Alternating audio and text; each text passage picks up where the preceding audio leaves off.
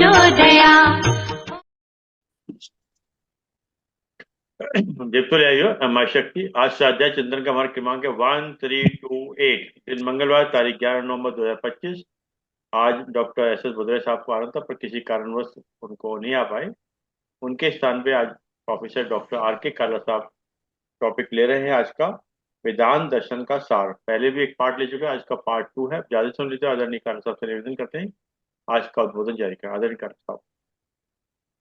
धन्यवाद शर्मा जी। स्वास्थ्य एवं चिंतन के स्वास्थ्य एवं स्वाध्याय के समस्त मित्रों को मेरा नमस्कार। वेदांत दर्शन में लास्ट से हमने बात की थी कि 6 दर्शनों में जो लास्ट दर्शन है, पहला है मीमांसा ज्ञानकृत, दूसरा सांख्य दर्शन कपिल लिखित कपिल रचित, तीसरा न्याय दर्शन। न्याय दर्शन जो है ये किसी ऋषि का लिखा हुआ है। उसके बाद फिर है पतंजलि दर्शन, योग दर्शन, पतंजलि जी का लिखा हुआ है। लास्ट में आकर के आता है ये एक वैशेषिक दर्शन है, 5वां। वो लिखा हुआ है कनाद ऋषि का।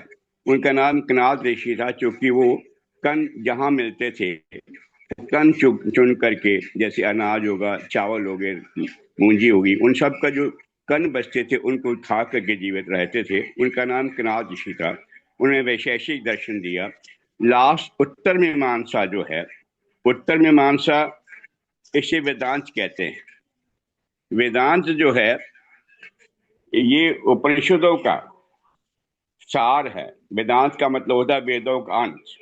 जो वेदों का अंतिम पाठ है, पहले पार्ट्स में वो आरण्यक है, ब्राह्मण है, उन सब में केवल कर्म कांड है, मंत्र हैं।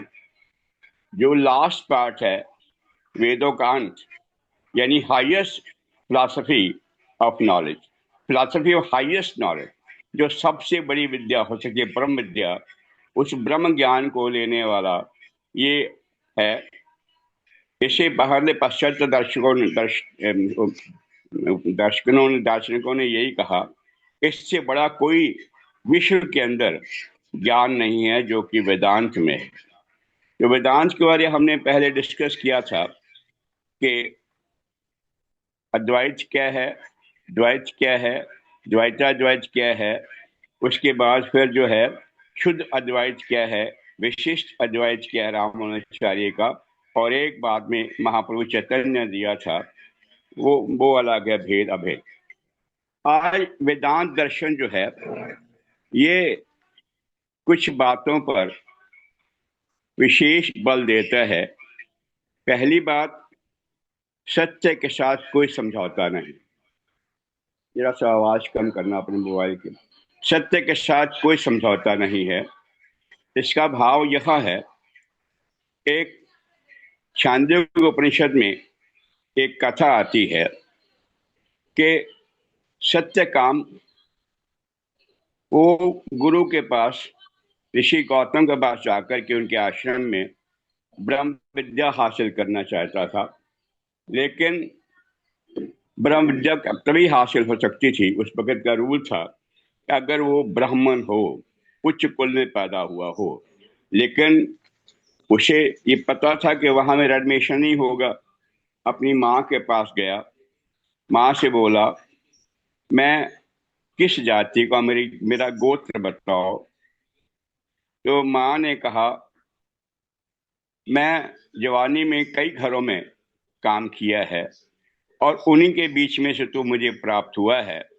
तेरे पिता कौन है, तेरा गोत्र क्या है, मैं नहीं जानती। तो यही जाके गौतम ऋषि से कह देना कि मैं सत्यकाम जाबाल हूँ। उसने कहा ठीक है। वो गया ऋषि के पास, ऋषि को नमस्कार किया और बोला, उन्होंने पूछा तू कौन है, किस गोत्र से है। बोला मेरी माँ ने ये कहा है कि मैंने जवानी में कई घरों में काम किया है और इस काम करने के दौरान तो मुझे प्राप्त हुआ है। तेरा गोत्र क्या है मैं नहीं जानती, तू जाके गुरु से ये कहना कि मैं सत्यकाम जाबाल हूँ। अर्थात जबाला का बेटा सत्यकाम हूँ। उसने जैसा सुना था जाकर गुरु से वैसे कर। गुरु बड़े प्रसन्न हुए, बोले जैसा तुझे मां सुना वैसा सत्य। मुझे तेरे पास झूठ बोलने के सारे साधन थे, लेकिन तूने ऐसे कैसा ही बता दिया, सत्य के साथ कोई समझौता नहीं किया।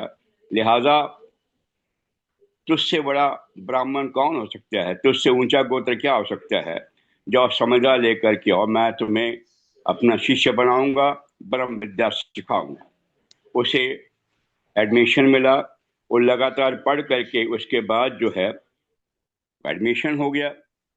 एडमिशन होने के बाद जब वो कुछ पढ़ने लगा तो गुरु ने कहा परीक्षा लेने के लिए कि ये तुम कुछ गायें लेकर चले जाओ, इनको जब तक ये 1000 गायें ना हो जाए। कुछ गायें दी, 5 4 10, जब तक 1000 ना हो जाए इनको वापस मत लाना। गुरु का वचन मान के उसने कोई सवाल नहीं उठाया कैसे होंगी, चला गया। चलने के बाद जब वो आगे पहुंचा, जाकर के उसके बाद कई साल तक सेवा करता रहा, उनको चराता रहा, पालता रहा, आगे बढ़ाता रहा परिवार को। वो जिस वक्त 1000 हो गई, कई साल लग गए, 1000 हो गई, उसके बाद तब एक वृषभ, एक बैल मनुष्य की आवाज में बोला, सत्यकाम हम 1000 हो गए हैं, हमें वापस चलना चाहिए। उसने कहा अच्छा 1000 हो गए। उसके बाद वापस चल दिया। जैसे ही आगे पहुंचा तो आगे हंस मिला।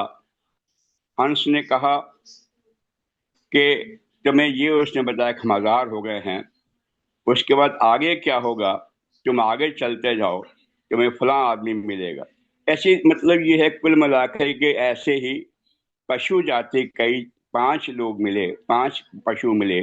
पांचों ने मनुष्य योनि के अंदर जैसे आवाज होती वैसे बताया कि अब तुम गुरु के पास जाओ, तुमको ब्रह्म विद्या हासिल हो गई।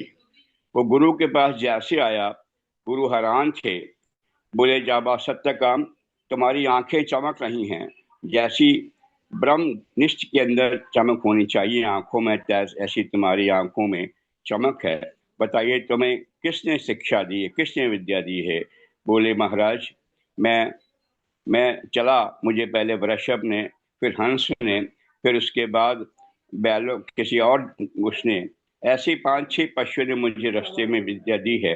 उसके बाद मैं आप तक पहुंचा हूँ। उन्होंने कहा इसके बाद जो बाकी बच्चा है वो शिक्षा तुमको मैं दूंगा। तुम ब्रह्म जिसको मानना चाहते हो, तुम बाहर ढूंढते फिरते हो, बाहर कुछ नहीं है। अपने अज्ञान को, तुम्हारी अविद्या है तुम्हारे ऊपर, उस अविद्या को दूर करो।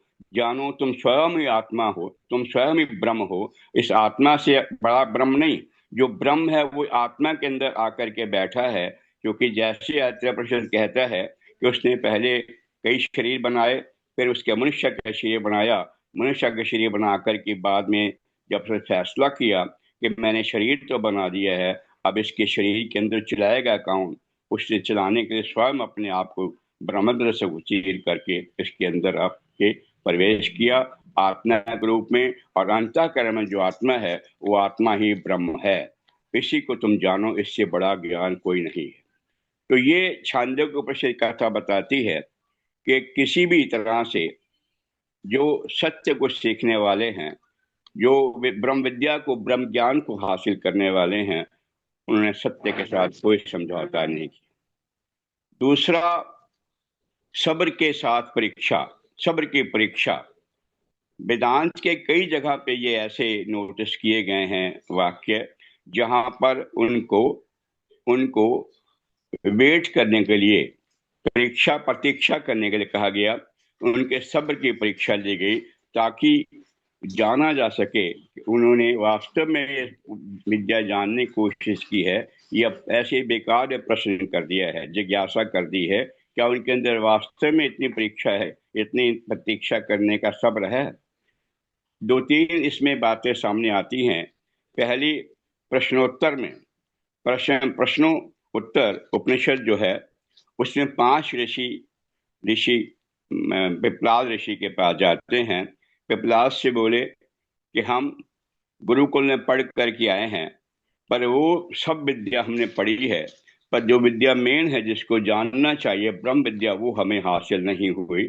और उन्होंने कहा ठीक है, आप जो हैं पहले से ब्रह्मचारी हैं और गुरुकुल में पढ़े हैं, आपने सारे शास्त्रों का अध्ययन कर लिया है, मैं तुमको ब्रह्म विद्या, अगर मुझे कुछ प्रश्न जो तुम पूछोगे आते हुए, तो मैं आपको उसका उत्तर बता दूंगा। ये तुम 1 साल तक प्रतीक्षा करो मेरे यहाँ रह करके। एक बात ये रहती है कि उन्होंने 1 साल परीक्षा करने, 1 साल प्रतीक्षा करने के लिए उनको कहा, इसलिए कहा ताकि अगर वो सच्चे जिज्ञासु हैं, मुमुक्षु हैं, तो वो रुकेंगे, वरना चले जाएंगे। दूसरी बात, ऋषि ने ये कहा, पिपलाद ने, कि अगर मुझे आते होंगे प्रश्नों के जवाब तो मैं दूंगा, उसमें कोई संकोच नहीं करूंगा। तो ये कहने का भाव यह है कि उनके अंदर कोई अभिमान इस बात का नहीं था कि मैं आपको सारे जवाब दूंगा ही दूंगा। उसमें 5 ऋषि थे, अश्वलायन था, और भार्गव थे, कौशल देश के कबंदी थे। इस तरह से 5 ऋषि थे। 5 ने अपने अपने सवाल ब्रह्म के बारे में, कि हम किससे पैदा हुए हैं, संसार कैसे बना है, ये प्राण कहाँ से चलते हैं, प्राण शरीर में कैसे एंटर करते हैं, और शरीर से निकल के प्राण कैसे जाते हैं, ये सब बातें उन्होंने, अश्वलायन ने खास करके एक प्रश्न, तीसरा प्रश्न उनका है, उससे पूछा कि ये प्राण जो हैं, इन प्राणों, जिन प्राणों की आप, क्योंकि पहले प्रश्न में पूछा था उन्होंने कि ये संसार बना कैसे, तो उनका जवाब यह था कि संसार को बनाने के लिए प्रभु ने एक जोड़ा पुरुष और प्रकृति का बनाया, सूर्य और रई का बनाया, प्राण और रई का बनाया। और प्राण जो है ये ऊर्जा है, रई जो है प्रकृति है, प्राण पुरुष है, रई प्रकृति है, और पुरुष प्रकृति के योग से संसार आगे बनता है। तो उसके बाद प्राण की महिमा बहुत बनाई कि ये प्राण ही है जो कि शरीर को चलाता है। आत्मा, आत्मा के साथ प्राण, आत्मा प्राण धारण करती है, और प्राण ही है जो मन को चलाता है, बुद्धि को फैसला करने का तरीका बताता है, और और इंद्रियों को संचालित करता है। तो प्राण जो है उसकी महिमा जब बता रहे थे कि जिस दिन प्राण चले जाते हैं, खासकर उदान प्राण जो है, उनके 5 प्राण होते हैं। पूछा प्राण कैसे काम करता है शरीर के अंदर, उसने कहा जैसे कोई राजा, जैसे कोई शासक अपने शासन को चलाने के लिए उसको गांव में, मंडलों में, जिलों में, मंडलों में, प्रदेशों में बांट देता है, और वो सारा ऐसे काम चलता है। ऐसे प्राण ने अपने आप को 5 हिस्सों में बांट करके, मेन 5-10 हिस्से हैं प्राण के, 5 उप प्राण भी हैं, बोले 5 मेन प्राण हैं जिनको लेकर के वो काम करता है। पहला प्राण है, दूसरा समान है, तीसरा व्यान है, उसके बाद वो उदान है, एक और अभी बताता हूं मैं। तो जो प्राण है, प्राण मुख्य, मुख और गले के अंदर काम करता है, हृदय तक। हृदय से ऊपर का जो हिस्सा है वो प्राण है। और प्राण जो है ये वाणी को बोलने में, सांस को ग्रहण करने में, बाहर निकालने में, और हृदय को झटकाने में काम करता है। और उसके बाद हृदय से नीचे नाभि तक का जो एरिया होता है, उसमें समान काम करता है। समान का मतलब यह होता है कि यह जो हम खाया पिया समान है, जो कि गर्भ उपनिषद कहता है, हम जो खाते हैं उसका रस बनता है, रस का रक्त बनता है, रक्त से मांस बनता है, मांस से मज्जा बनती है, मज्जा से मेद बनती है, मेद से स्नायु बनते हैं, अस्थियां बनती हैं, और फिर बाद में वीर्य बनता है जो जगत की रचना का आधार है। तो वीर्य और कुछ नहीं बल्कि खाए हुए अन्न का परिवर्तित रूप है। तो ये उन्होंने कहा कि प्राण जो है, रक्त ऊपर जो चलता है हृदय, ऐसे हृदय के ऊपर ऊपर तक, उसके बाद उसके जो रस बनता है खाए पिए सामान को, तो सामान पूरे शरीर में प्रवाहित करता है। और ताकि शरीर जो है ये, समान का मतलब होता है कि शरीर के पूरे हिस्से में जहां जहां ये रस जाना चाहिए खाए हुए अन्न का, उस रस को भेजने का काम समान करता है। मध्य समान भाग। के बाद व्यान है। जितनी भी शरीर में हमारे नाड़ियां हैं, उन सब नाड़ियों में व्यान काम करता है। नाड़ियों में घूमता है व्यान। और व्यान के बाद जो अपान है, जो नाभि के नीचे का हिस्सा है, वो अपान के पास है। अपान वायु का काम क्या है?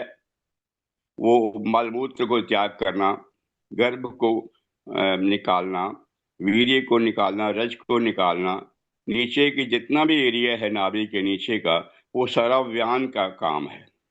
और एक और है, पांचवा, उदान। उदान। जो उदान प्राण है, उदान प्राण जो है, ये ऊपरी। ऊपर, यानी मस्तक में ऊपर की ओर काम करता है। क्योंकि जब मनुष्य शरीर त्यागता है, तो उदान वायु उसको, आत्मा को, प्राण, आत्मा के कर्मानुसार, आत्मा के कहने अनुसार, क्योंकि आत्मा का जो अंतिम चिंतन होता है, श्री कृष्ण गीता में कहते हैं 6:5 में कि जो उसका अंतिम अंतिम चिंतन होता है, उस अंतिम चिंतन के साथ उसके जो कर्म होते हैं, क्योंकि मन जैसा सोचता है उधर आत्मा चल देती है। तो मन की जो सोच होती है, उस सोच को लगातार जैसा बनाए रखते हैं, वो अंतिम समय का चिंतन बन जाता है।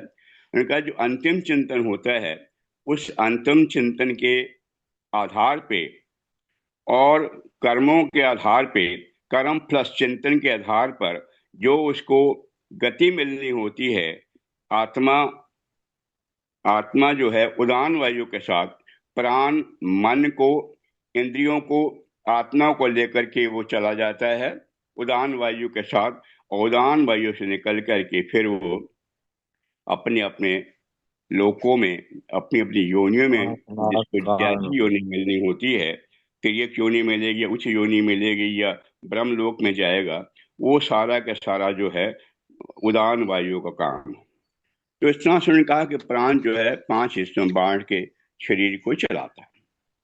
अब ऋषि अश्वलायन ने एक सवाल उठाया फिर कि आपने जो प्राण की इतनी महत्ता गाई है, इतनी महिमा गाई है, उस प्राण के शरीर में एंटर करने का तरीका क्या है, और उसके बाद जो है शरीर से निकलता किस तरह से है, और शरीर के अंदर जो है ये ही रात को सोते समय जागता है या बाकी इंद्रियां जागती हैं, और प्राण का प्रदाता कौन है, इसका जन्मदाता प्राण आते कहाँ से हैं?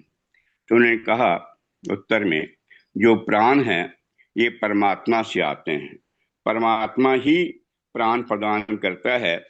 एक बार एक सूर्य उपनिषद में एक बात आती है कि हिरण्यक अभी ब्रह्मा जी ने ब्रह्मा जी ने संसार को बना करके, संसार बनाने के लिए आर्डर हुआ कि संसार की रचना करो।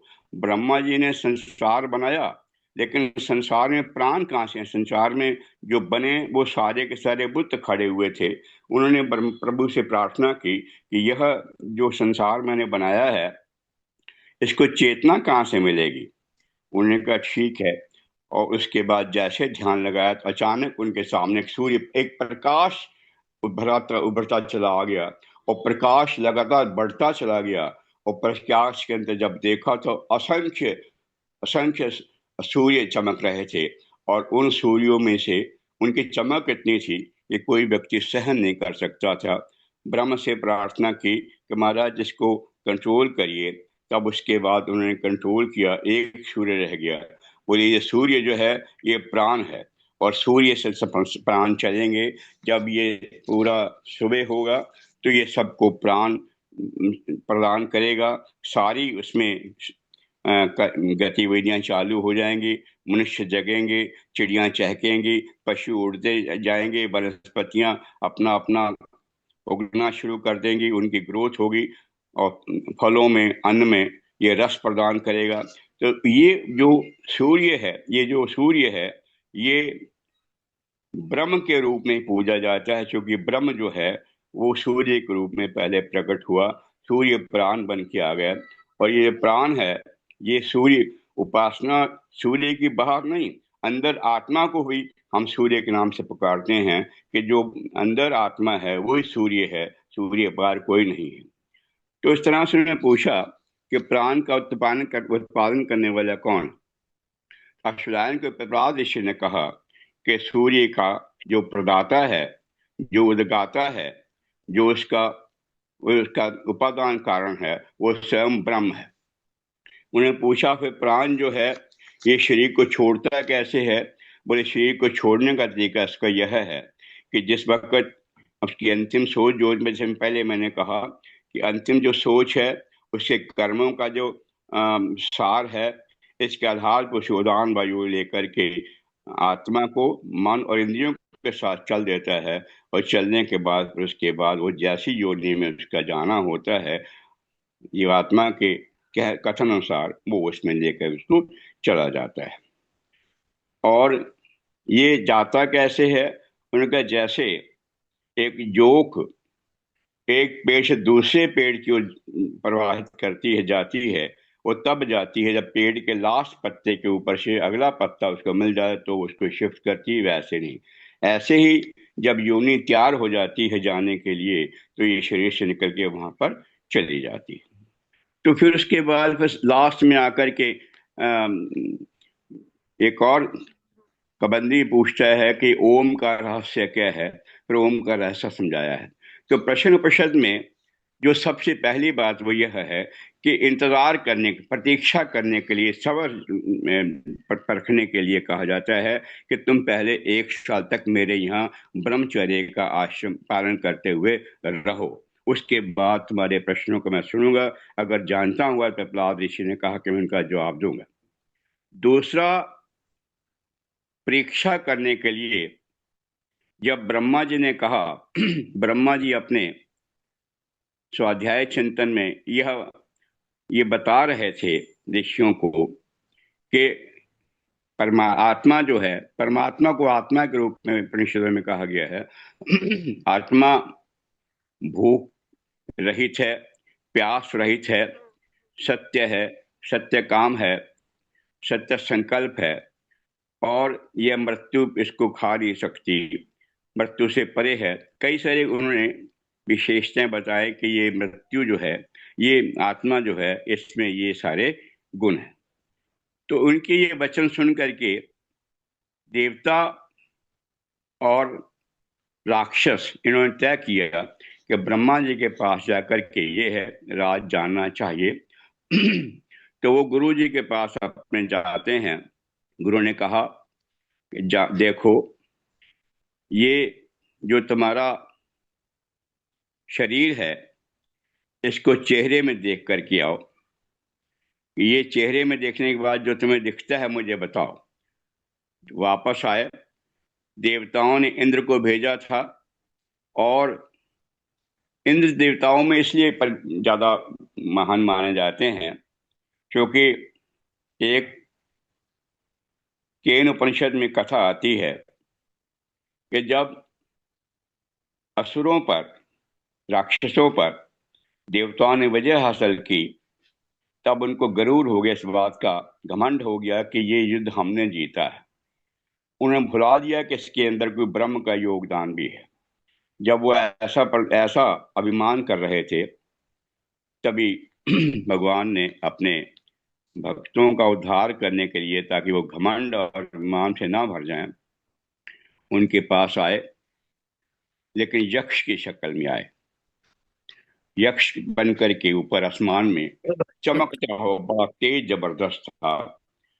वो सब देवताओं ने देखा तो हैरान हो गए, तो यह कौन इतना तेज पुरुष सामने आया हुआ है, प्रकाश में है। तो वो उसको समझ ना पाए। तो इंद्र ने तब वायु से कहा, वायु तुम जाओ पता लगा के।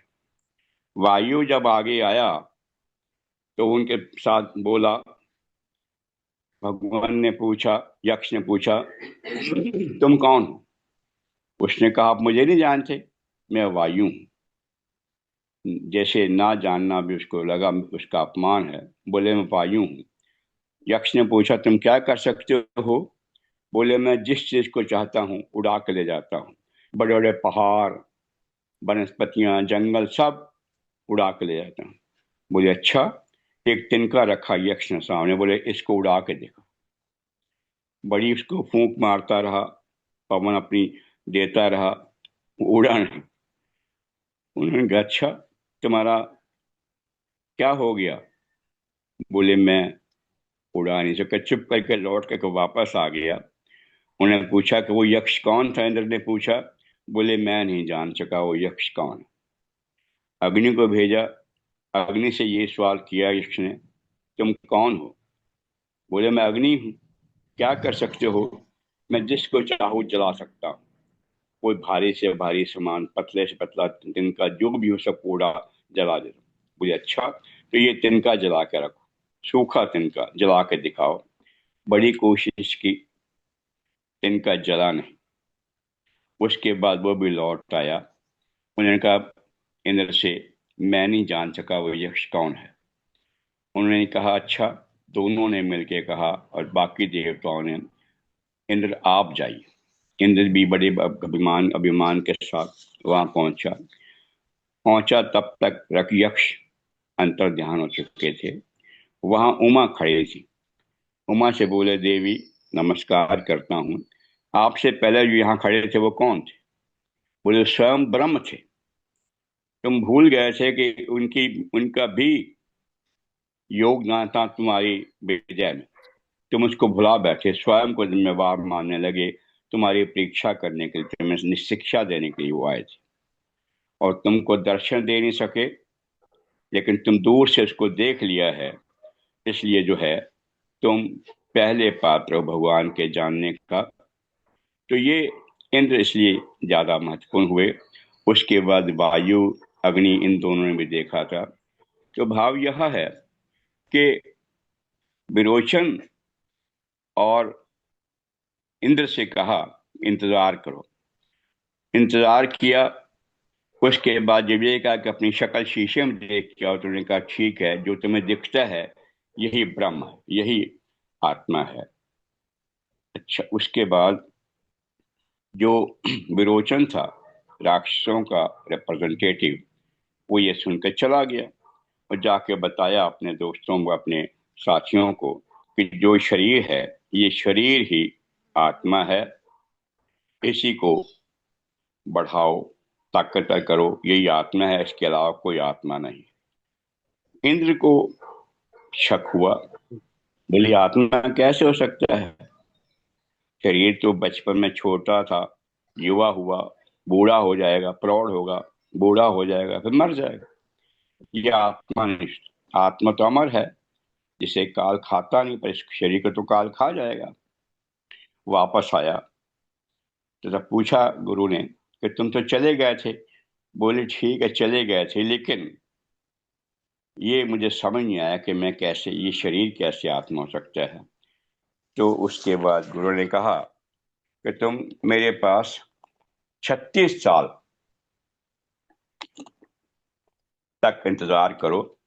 36 साल तक मेरे पास रुको, और उसके बाद अगर तुम ये इतनी प्रतीक्षा कर पाए तो मैं उसके बाद तुमको बता दूं।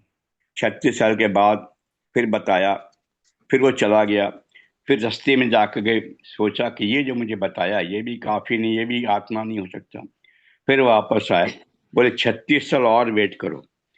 ऐसे करते करते 108 साल इंतजार कराया। 108 साल के बाद बताया कि आत्मा क्या है। बोले जो तुम्हारे शरीर को चला रहा है वही ब्रह्म का अंश आत्मा है, इसके अलावा आत्मा कोई नहीं। भाव यह है कि ब्रह्म की विद्या जानने के लिए प्रतीक्षा, हमेशा सब्र की हमेशा परीक्षा ली गई।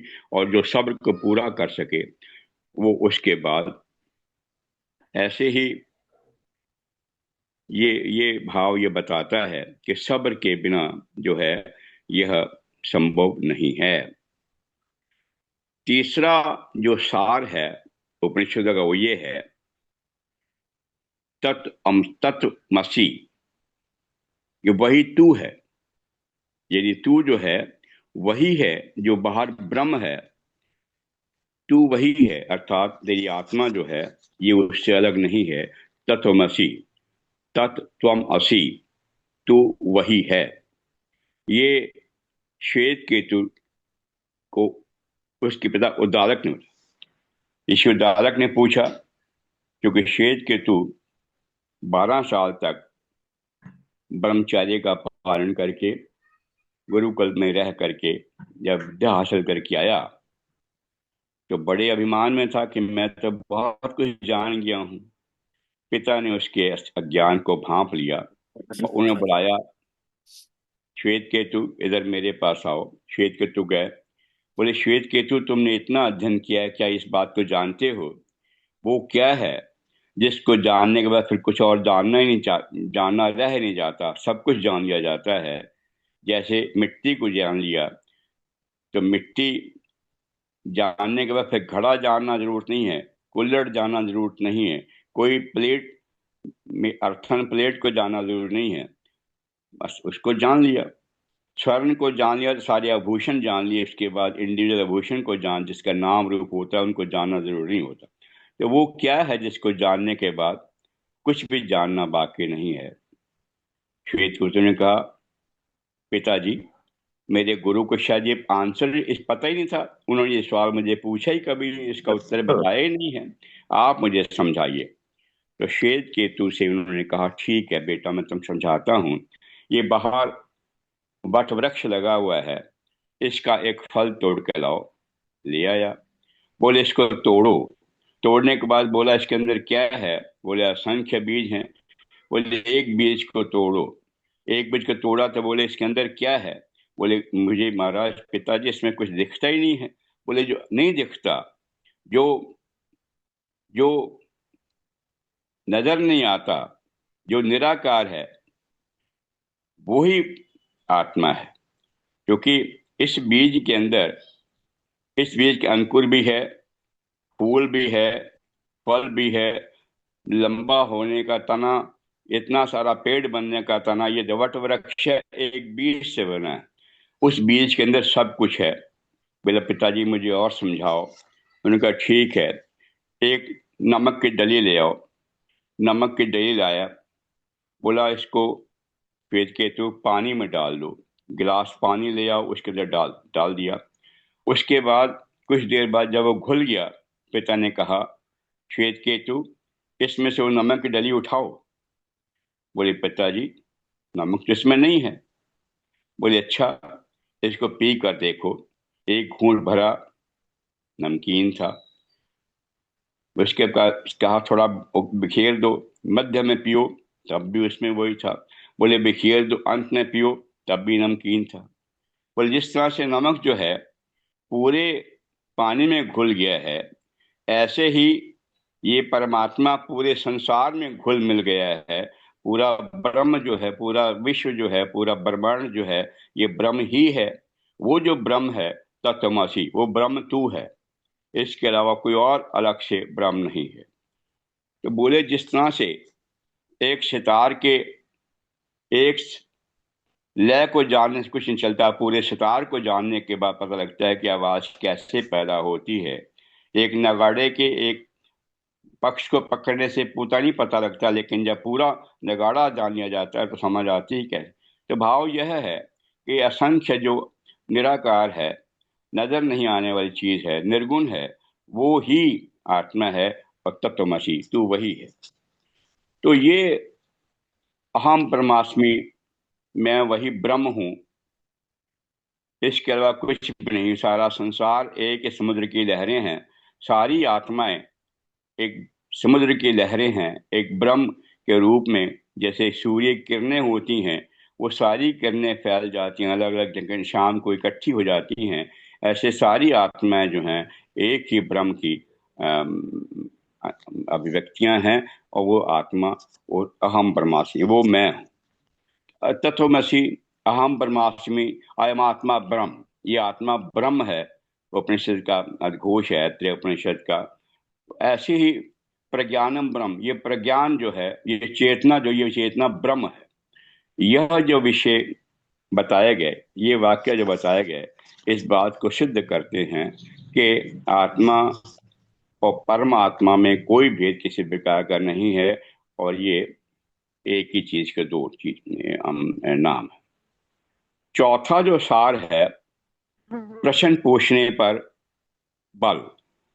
जब तक कोई प्रश्न पूछेगा नहीं, गुरु बताएगा क्या? गुरु बताएगा उसके अंदर क्या है। जब तक प्रश्न किया जाता है तो प्रश्न करने की हिम्मत होनी चाहिए, प्रश्न करने के लिए अम, जज्बा होना चाहिए, उत्साह होना चाहिए। ऐसी इसमें बताते हैं कि याज्ञवल्क उसी ऋषि में विदुषी गार्गी ये इस बात को बताता है कि उस वक्त भी जब ये वेद लिखे गए हजारों साल पहले, तब भी तब भी महिलाओं का योगदान अपने आप में हुआ करता था, वो भी विदुषियां थी। तो विदुषी गार्गी ने याज्ञवल्क से जो सवाल पूछे, बहुत सवाल पूछने के बाद, चूंकि याज्ञवल्क ने ये राजा जनक के दरबार में बहुत ऋषि बैठे थे और ऋषियों में याज्ञवल्क भी थे, तो ऋषि ने कह दिया, राजा जनक ने कहा कि आप में से जो ब्रह्मनिष्ठ है, वो मैंने बाहर 1000 गायें रखी खड़ी की हैं गौशाला में, और एक एक के सींग पर 10-10 स्वर्ण मुद्राएं लगी हुई। आप में जो ब्रह्मनिष्ठ है वो इसके ले जा सकता है। बड़ी तक दे वेट किया, कोई ऋषि खड़ा नहीं हुआ ये कहने के कि मैं ब्रह्मनिष्ठ हूं, ताकि ये ना माना जाए कि वो अभिमानी है। याज्ञवल्क्य खड़े हुए अपने शिष्य से बोले, सौम्य, इन गौओं को हाँक कर अपने आश्रम में ले चलो। जैसे ये बात कही, सारे खड़े हो गए। ये कैसे हो सकता है? तुम अपने को ज्यादा ब्रह्म ज्ञानी श्रेष्ठ मानते हो, ब्रह्मनिष्ठ मानते हो।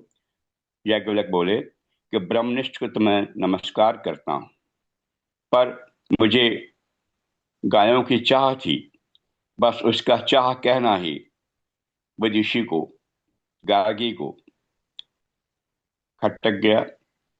बोले, याज्ञवल्क्य, मैं आपसे सवाल पूछती हूँ। बोले, पूछो। बोले, तुमने चाह की, कामना की, उस कामना का जो कोई स्थान वेदांत में है ही नहीं। ब्रह्म ज्ञानी ब्रह्मनिष्ठ के लिए ये सवाल ही कभी नहीं पैदा हो सकता था कि तुम। बोले, मैंने इसलिए नहीं कहा, मैं इसलिए कह रहा था कि जब कोई नहीं खड़ा हो पा रहा, तब मैंने यह बात कह के जान करके भी शब्द यूज किया है, ताकि कोई सामने आए मुझसे पूछने के लिए। फिर उसके बाद याज्ञवल्क्य से गार्गी ने कई सवाल खड़े किए कि यानी मनुष्य लोक के बाद क्या है, उसके आदित्य लोक है, फिर चंद्र लोक है, फिर करते करते अंत में ब्रह्म लोक तक पहुंच गए। तो बोले, ब्रह्म लोक किसमें जाके समा जाता है? उसने कहा, गार्गी, ऐसे मत पूछो वरना तुम्हारा मस्तक गिर जाए, अर्थात तुम्हें निंदा होने लगे। तो गार्गी बैठ। उसके बाद कई अश्वल खड़े हुए, भुजिया खड़े हुए, कई सारे ऋषियों ने सवाल पूछे, पर कोई भी उनको सबको संतोष याज्ञवल्क्य ने कर दिया। अंत में फिर ऋषि गार्गी खड़ी दूसरे राउंड में। बोली, मैं अब इनसे 2 प्रश्न पूछती हूँ।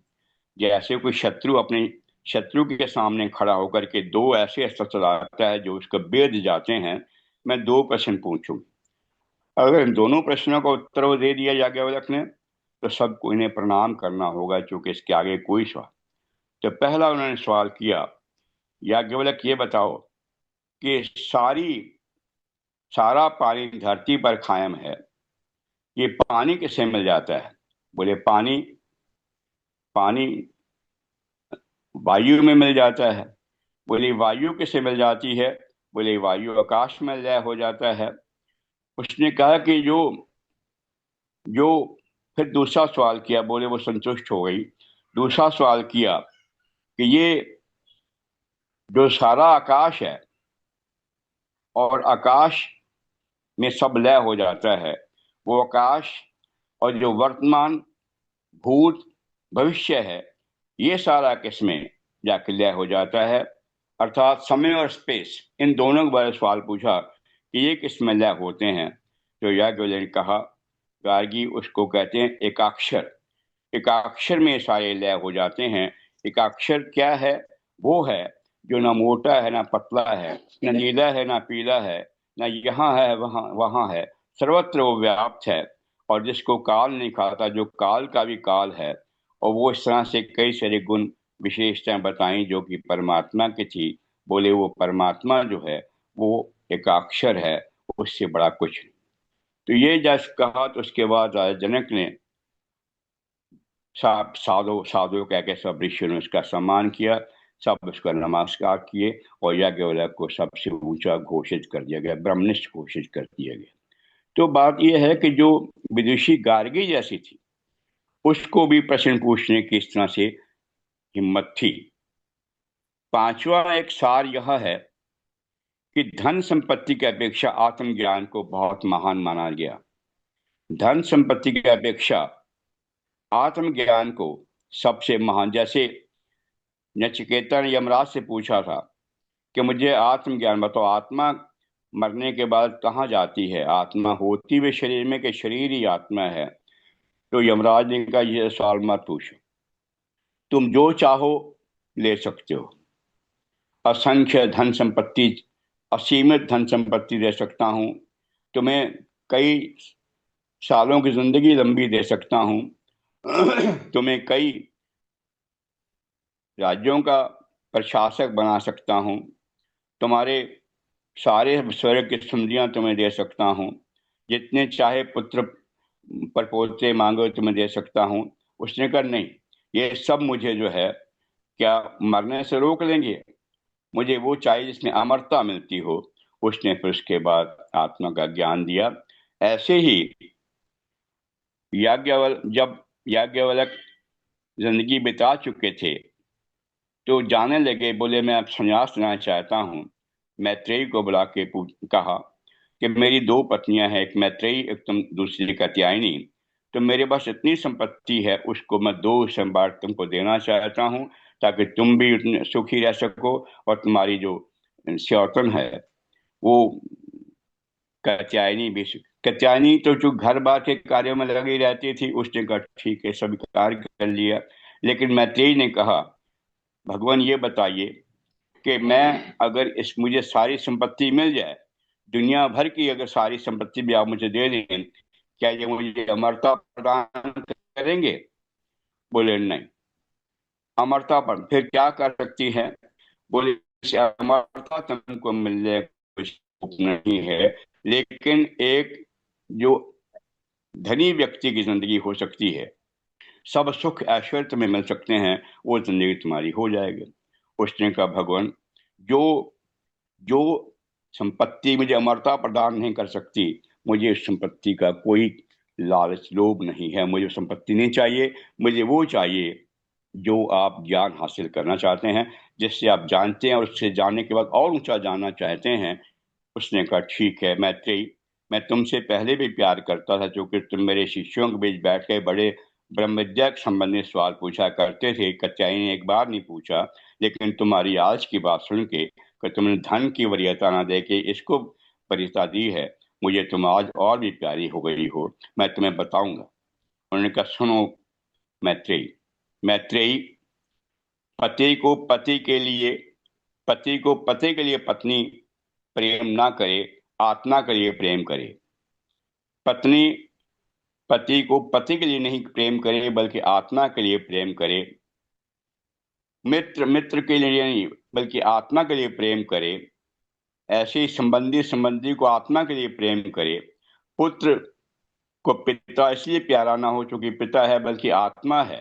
पिता को पुत्र इसलिए प्यारा ना चूंकि पुत्र है, बल्कि आत्मा है। अर्थात सब में सेम आत्मा, एक ही आत्मा के दर्शन करके एक दूसरे से प्रेम करने के लिए प्रेरित किया। बोले ये जो आत्मा है, यही आत्मा तुम हो, ये आत्मा एक्स है, यही आत्मा वाई, ये आत्मा आम आदमी है। तो आत्मा को ही जो जानता है वो सबसे महान व्यक्ति है। तो इस तरह से एक और सार मिलता है वेदांतों का, वैराग्यपूर्ण जीवन जीना। वैराग्यपूर्ण जीवन जीने की एग्जाम्पल जनक ऋषि से मिलती है, जनक राजा से मिलती है। राजा जनक जिस वक्त गुरु के सामने बाकी शिष्यों के ओर साथ बैठे थे, सत्संग स्वाध्याय चल रहा था, तभी किसी ने आगे सूचना दी, महाराजा सिक्योरिटी वाला आया, महाराज आपकी महल में आग लग गई है। तो वो बाकी जिसके ऋषि का थोड़ा बहुत कमंडल रखा था, लकड़ी रखी थी, अपनी लंगोटी रखी थी, उठ करके भागने से हुए झोपड़ी को बचाने के लिए, अपने सामान को बचाने के लिए। लेकिन राजा जनक ने कहा, अगर ये पूरी लंका भी जल जाए तो मेरा कुछ भी जलता नहीं है, क्योंकि मैं आत्मा हूँ, उसको अग्नि जला नहीं सकती, सामानों को जला सकती है। इससे बड़ा कोई और वैराग्य वाली जिंदगी होने का सबूत नहीं मिल सकता। तो वैराग्य जो है, ये जीवन, वैराग्य पूर्ण जीवन जीना जो है, ये ये इसमें वेदांतों की, वेदांत की देन है। तो ऐसे कई सारे फल निकल करके चीजें आती हैं। पूरा ब्रह्म, पूरा जगत जो है ब्रह्म का व्यक्तीकरण है, ब्रह्म की प्रकटीकरण है, उसके अलावा कुछ भी नहीं है। तो इत्यादि इत्यादि कई सारे ऐसे सार निकल के आते हैं जिनको वेदांत सार के नाम से जाना जाता है। तो आज फिर यहीं पर बात खत्म करना चाहूंगा कि वेदांत सार यह है, एक तो सबर की परीक्षा करना सिखाता है, और वैराग्य को जीवन करने, जीने के प्रेरणा देता है, प्रश्न पूछने की जिज्ञासा पैदा करता है, धन संपत्ति से ज्यादा ब्रह्म विद्या को महत्ता देने की बात करता है, और सत्य की बात, सत्य को स्वीकारना, सत्य को बोलना, सत्य में जीना, इस बात को वरीयता देता है। और इस तरह से वेदांत दर्शन है वो बाकी सब दर्शनों से ऊपर उठ गया, ऊपर माना गया, और जिसकी सब लोगों ने, यानी स्वयं दाराशिकों ने उपनिषदों के कॉपी की, उनका सार किया, और सार करने के बाद जब कहा कि ये सबसे ऊंची विद्या है, तो उसके भाई ने उसका फिर उसे ये कह के कि ये काफिर हो गया है, मुझसे मृत्यु दंड दिया, उसे मरवा दिया। तो भाव यह है कि इस विद्या को हासिल करने के लिए उपनिषदों का ज्ञान जो है वो जरूरी है। और उपनिषदों का अंतिम पाठ है, उपनिषद जो हैं ये अंतिम पाठ हैं वेदों के, इनको वेदांत के नाम से कहा गया, उत्तर मीमांसा के नाम से कहा गया। और ये विद्या हाईएस्ट नॉलेज की फिलॉसफी मानी गई। बस इतना कह करके आपसे क्षमा चाहूंगा। धन्यवाद। बहुत बहुत धन्यवाद आदरणीय प्रोफेसर काला साहब। आज मुझे ना पोती को लेने जाना है बैडमिंटन क्लास से, तो हमारे नैब साहब धन्यवाद को दो शब्द दे दीजिएगा। आई थिंक नैब साहब आप खोल लो। नैब साहब शायद मेरे ख्याल से ब्रह्मलीन और आंखों साधना में है। ठीक है साहब, आप धन्यवाद दे दीजिएगा। अच्छा, कैला साहब बहुत बहुत धन्यवाद। मैं चलिए आप। आपके में एक छोटी सी बात ही सोच रहा था, ज्यादा लंबा नहीं करूंगा क्योंकि जाना है आदेश। वेदांत का सबसे, अगर सूत्र में एक लाइन में बोला जाए तो क्या है? मेरे एक विचार में वो है भाई, ब्रह्म ही सत्य है, बाकी सब ब्रह्म असत्य है, ही बाकी सब सत्य है, ब्रह्म हाँ। सत्यम जगन मिथ्या। बस एक ही लाइन मेरा, एक छोटे से इसमें ही आपके सारा ये सारा आप नहीं है। मैंने एक लफ्ज में डाल दिया। बहुत बहुत आनंद सही आया। आपने पूरा सही है। रिवीजन करवा दिया, प्राण के बारे में बता दिया ब्रह्म सारा। सत्यम जगत मिथ्या, जीवो बस बस ब्रह्म ब्रह्मैव ना पर। जीव और ब्रह्म में बस कोई बस फर्क नहीं। तो पूरी एक एक लाइन में पूरा पूरा वेदांत का यही आशा है, चलिए ब्रह्म वेदांत सत्य। का कार्य है। चलिए आदरणीय धन्यवाद, बहुत आनंद आया, बहुत बहुत आदरणीय नैब धन्यवाद, साहब। बहुत। बहुत बहुत नंद साहब धन्यवाद साहब। आज दरअसल मैंने थोड़ा लेट ज्वाइन किया और एकदम से देखा कालरा साहब बोल रहे, मैंने कहा आज तो गुरु जी को सुनने का अवसर मिल रहा है। तो और वो ब्रह्म के ऊपर बोल रहे थे, इनफैक्ट जब ब्रह्म के ऊपर ज्ञान देते हैं, और आई एम फॉर्चुनेट एनफ कि कभी कभी इस मॉर्निंग में उनके हमको मैसेज भी मिल जाते हैं जिसमें इसी के ऊपर उनका विचार होता है, और मुझे पढ़ने को भी मिल जाता है। वही चीजें डिस्कस कर रहे थे। जब भी ये ब्रह्म के विषय में बात करते हैं, आत्मा परमात्मा के बारे में, ये सिर्फ इतना ही समझ पाता हूँ कि ये पूरे ब्रह्मांड के विषय में बात कर रहे हैं, और ब्रह्मांड के इलेक्ट्रॉन, न्यूट्रॉन, प्रोटॉन की बात कर रहे हैं। जो जितना वो समझा सकते हैं और जितना हम समझ सकते हैं, वो हमारे उनके बीच की बात है। उसे बहुत कुछ नहीं कहना, लेकिन वो जब समझाते हैं तो अपनी तरफ से बहुत अच्छी तरह समझाते हैं। उन्होंने पूरा जीवन शिक्षा दी है, और एक शिक्षक की तरह समझाते हैं, और हम लोग को छोटी छोटी बात करके, कहानियों के या जो भी वेदों में कथाएं दी उसके बातें बताते हैं। उनका आज के उद्बोधन के लिए बहुत बहुत धन्यवाद। बहुत बहुत धन्यवाद आदरणीय अंकित साहब, बहुत बहुत धन्यवाद आदरणीय प्रोफेसर काला साहब, आपने समय निकाल समय दिया, हम आपके आभारी हैं। और जूम के लोगों का विशेष रूप से धन्यवाद कि आपने समय निकाल समय दिया। जैसा कि एक था 3 बारों के साथ अपनी बात समाप्त करते हैं। आज का विचार, जीवन वो फूल है जिसमें कांटे तो बहुत है। जीवन वो फूल है जिसमें कांटे तो बहुत है, लेकिन सौंदर्य की कोई कमी नहीं है। बढ़िया। जीवन को बुरा केवल उन लोगों के द्वारा कहा जाता है जिनकी नजर फूलों के बजाय कांटों पर ही लग जाती है। जीवन को बुरा केवल उन लोगों के द्वारा कहा जाता है जिनकी नजर फूलों के बजाय कांटों पर लगी जाती है। जीवन में सब कुछ पाया जा सकता है, लेकिन सब कुछ देने पर भी जीवन को नहीं पाया जा सकता। बढ़िया, बहुत सुंदर। बहुत सुंदर।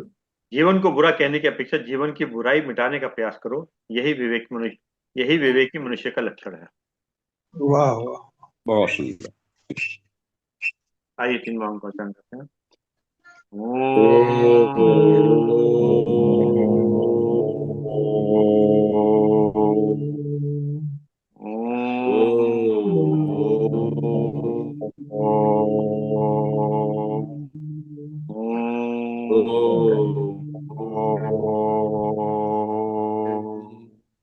शांति शांति शांति शांति शांति। सबको प्रणाम, सबको सबका बहुत बहुत धन्यवाद। प्रणाम।